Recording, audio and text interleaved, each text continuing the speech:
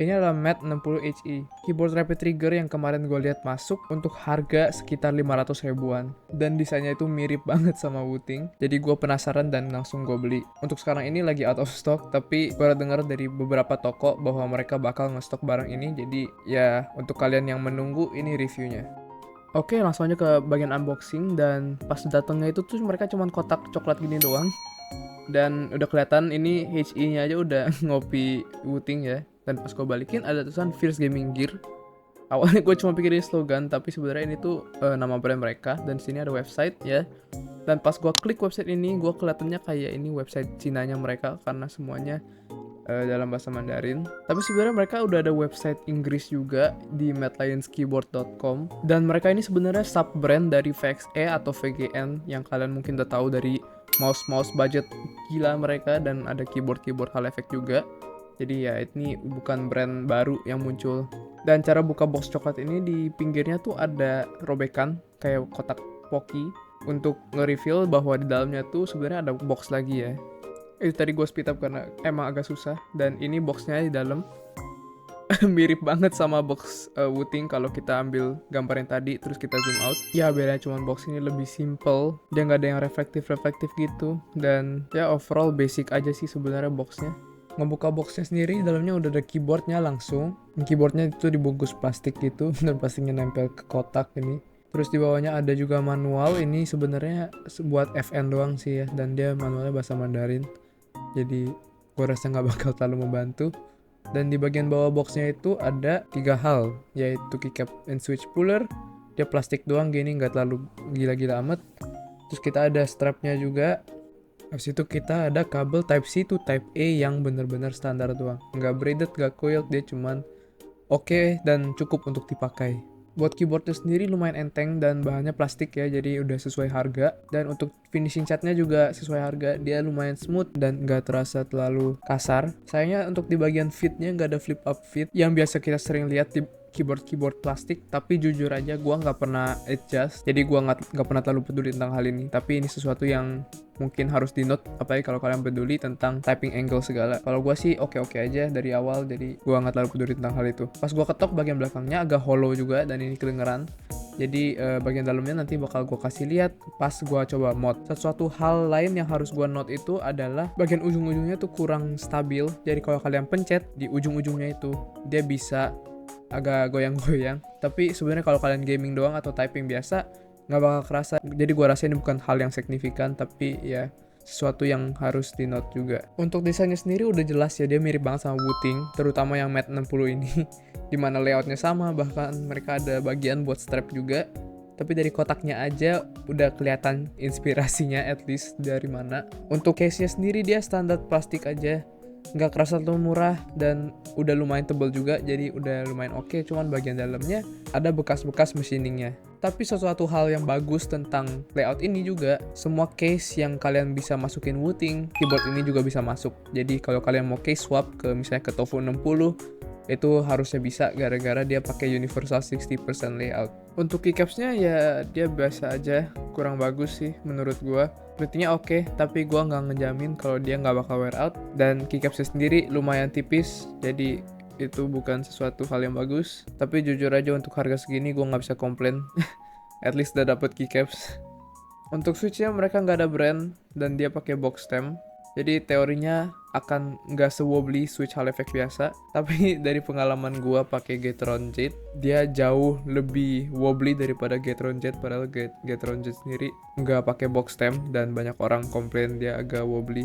Gue sendiri sih nggak peduli, apalagi kalau gue lagi gaming gue nggak bakal kerasa. Untuk smoothnessnya mereka nggak terlalu scratchy, tapi nggak sesmooth stock Gateron Jade. Mungkin kalau kalian mau pakai switch yang ini bisa di loop ulang lagi, karena gue rasa ini masih bisa lebih smooth lagi. Untuk suara ya karena dia bagian bawahnya masih terbuka, standar hall effect, suaranya masih hollow seperti switch hall effect biasa. Dan bahkan Gateron Jade yang udah bagian bawahnya ditutup, gue juga merasa bahwa dia masih ada suara hollow itu. Jadi ya gue rasa untuk sekarang switch yang kita punya ini masih bakal ngeluarin suara hollow itu, mau switch yang manapun kalian beli. Switch baru yang masuk bisa ngilangin suara hollow itu. Tapi hal yang bagus tentang switch ini itu dia hot swappable dengan switch KS lain. Jadi switch Laker, switch Gateron Jet, atau switch misalnya Gion Raptor, itu semuanya kalau kalian mau pakai udah bisa masuk ke keyboard ini dan berfungsi dengan baik. Tapi untuk Gateron Jet yang harganya 9.500 per switch ya di Indonesia, kalau gua beli switch ini buat satu keyboard full, harga switchnya sendiri itu bisa lebih mahal daripada keyboardnya sendiri. Jadi ya itu juga mendorong seberapa murahnya keyboard ini tuh. Untuk stabilizernya mereka pakai plate mount stabilizer biasa doang ya, dan dari sananya gue rasa udah lumayan bagus. Cuman dua stabilizer buat shift kiri dan shift kanan itu mereka agak overloop sehingga agak musi. Jadi itu sebenarnya gue cuman usap loop sedikit doang dari situ, dan untuk sisanya gue nggak pegang lagi sama sekali pas gue modding keyboard ini. Untuk mountingnya mereka pakai tray mount, jadi ya standar aja buat keyboard hall effect. Di dalam case nya sendiri udah ada foam di antara bagian bottom case dan PCB, lalu di antara PCB dan plate nya juga ada foam untuk di antara switch-nya itu. Tapi masih belum ada foam sheet di atas PCB-nya, dan untuk di bagian bawah case-nya itu masih ada beberapa bagian yang hollow. Jadi untuk modding keyboardnya sendiri gue nambahin pemberat, foam, dan kapas ke case-nya. Gue taruh PE foam di atas PCB-nya dan gue tape mod. Untuk pemakaian gue setelah sound test ini tuh ada beberapa hal yang gue kurangin supaya keyboardnya nggak terlalu berat aja. Jadi ya sekarang ini sound testnya.